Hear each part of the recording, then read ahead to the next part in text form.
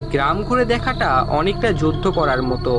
কেননা গ্রামে রাত্রিবেলা অনেক ভূত সাপ আর কত কি ঘুরে বেড়ায়। আমাদের যেহেতু 2 দিন থেকেই শহরে ফিরে যেতে হবে, তাই আমরা দুইজন রাত্রিবেলায় ঘুরতে বের হলাম।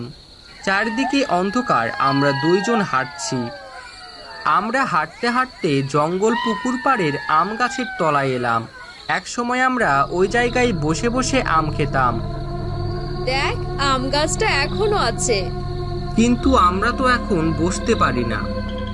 কোথাও কেউ নেই, আমরা বরং এই পুকুর পাড়ে কিছু সময় বসি।